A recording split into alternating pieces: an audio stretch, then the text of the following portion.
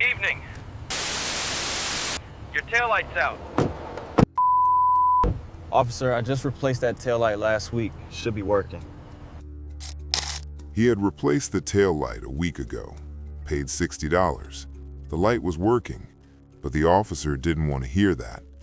When the man asked to step out and prove it, a taser was slammed against the car's roof. Let's see how many tickets we're going to write you. This sentence shows how a person's life can be turned upside down in a matter of minutes, without committing any crime, without doing anything wrong, just because he wanted to prove he was right. The body cam recorded everything that night, and that recording became proof of how a police officer can abuse his authority. The story you're about to hear is real. Names have been changed, but the events are told as they happened. And this story shows something that can happen to countless people every night, everywhere. Before we continue, if you care about stories like this, subscribe. This channel exists to bring unseen stories to light. Let us know in the comments where you're watching from, and if this video makes you feel something, don't forget to hit that like button.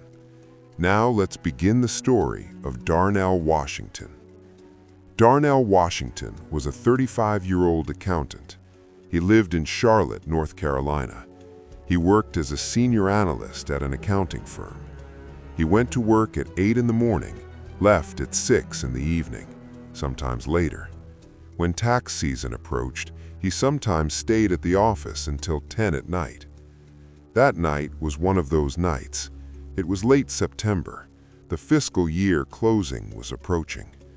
Darnell left the office at 9 p.m. He was tired. All he wanted was to go home, take a shower, and sleep. He got in his car, a black Toyota Camry, 2019 model.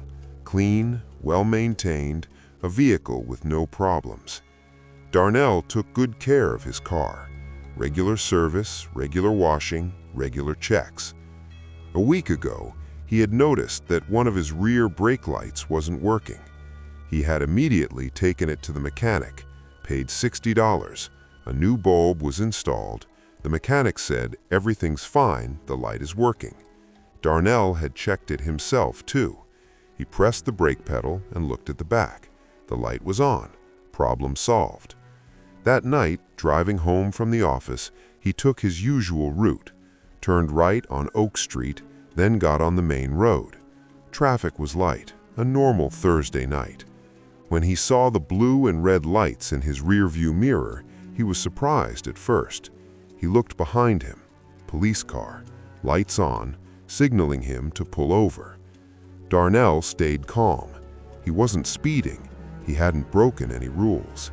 Maybe there was a mistake, he thought. Maybe they're looking for someone else. But the police car was right behind him.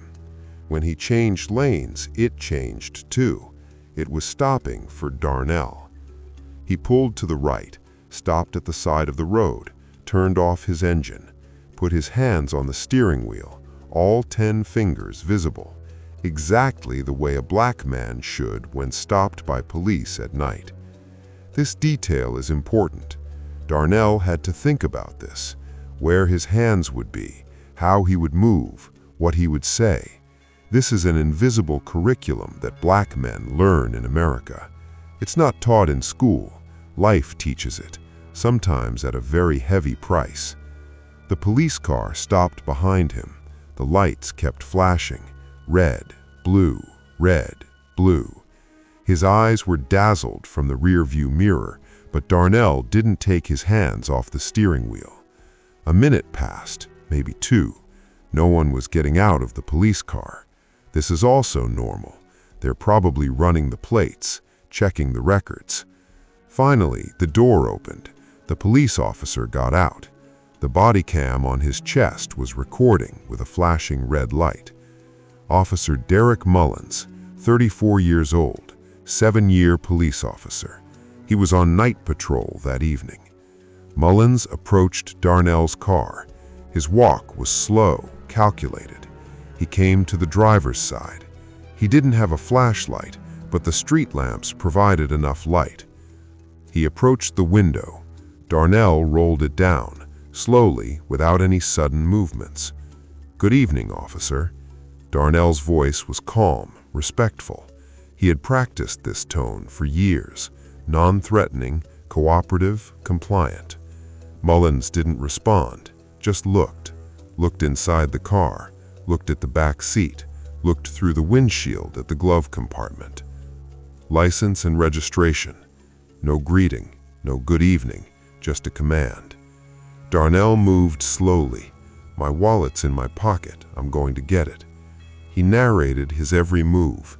This is another thing black men learn. Don't make sudden movements. Say where your hands are going. Do everything you can so the police don't see you as a threat. He took out his license from his wallet, opened the glove compartment, got the registration, handed both to the officer. Mullins took the documents, looked at them, looked at the photo on the license, looked at Darnell, looked at the documents again. "Your tail light is out. Did you know that?" Darnell raised his eyebrows slightly. "Officer, I replaced that light last week. It should be working." "It's not. I saw it as you passed. That's why I stopped you." Darnell stayed calm. "Are you sure? I paid $60 to the mechanic last week. I checked it myself. It was working." Mullins's face didn't change, expressionless, cold. "I said it's not working. It's not working." Darnell thought for a moment. He knew arguing was pointless, but he was right. The light was working. He knew it. "Officer, if you'll allow me, I can step out of the vehicle and show you. You press the brake pedal, we can both see if the light is on." It was a reasonable offer. It would take 5 seconds. If there was a problem, he would fix it. If there wasn't, the matter would be closed. But Mullins's answer was different. "Stay in the vehicle." "But officer, I want to show you that—" "I told you to stay in the vehicle." Darnell's voice was still calm. "I understand. I just want to say I really did get that light fixed. If it's not working, that would be a surprise to me too, but I'm sure it's working." Mullins took a step back.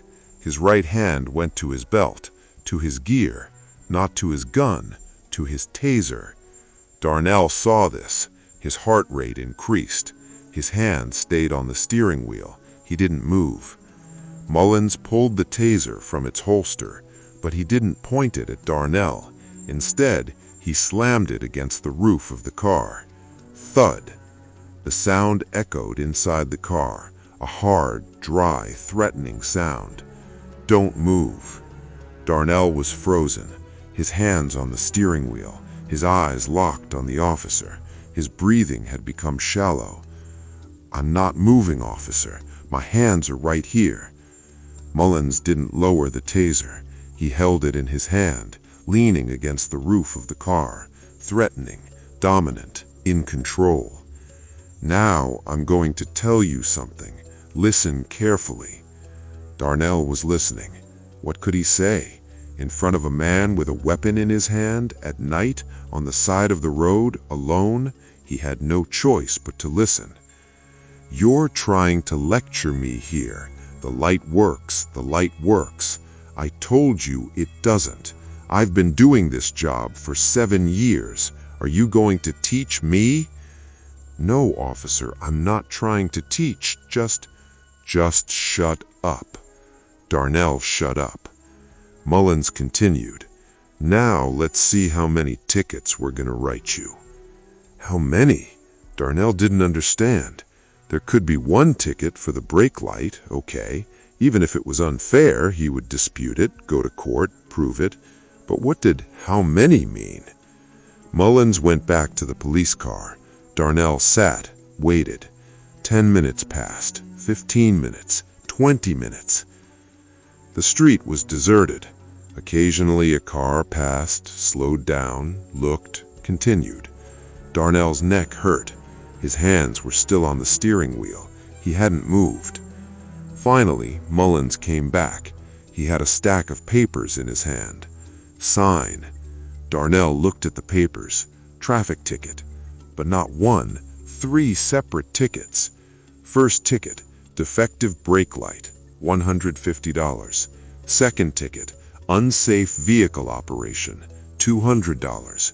Third ticket, failure to obey traffic signs, $175. Total, $525. Darnell couldn't believe it. "Officer, what does failure to obey traffic signs mean? I didn't violate any signs." "You didn't signal." "I did." "You didn't. I saw it." Darnell took a deep breath. He knew arguing was pointless. Whatever this man said was true. At least tonight, on this road, in this darkness, this man with a taser in his hand was creating his own reality. "Do I have to sign? If you don't sign, I'll arrest you." He signed. What could he do? Mullins took the tickets. "You can go." Darnell started the engine, but before leaving, he asked something. His voice was trembling, but he had to ask. "Officer, can I get your name and badge number?" Mullins paused for a moment. A strange expression appeared on his face. He seemed amused.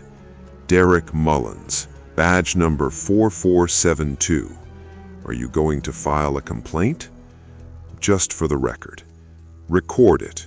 Record all you want." Mullins went back to his car, turned off the lights, passed by Darnell, and disappeared into the night. Darnell sat there for 10 minutes. He couldn't move. His hands were shaking. Finally, he drove home. That night, he couldn't sleep. He spent hours lying in bed staring at the ceiling. He thought about what happened over and over. What had he done? Nothing. What had he wanted? Just to prove he was right. What had he gotten? 3 tickets, a taser threat, and a fear in his heart. The next morning, he checked his car. He pressed the brake pedal.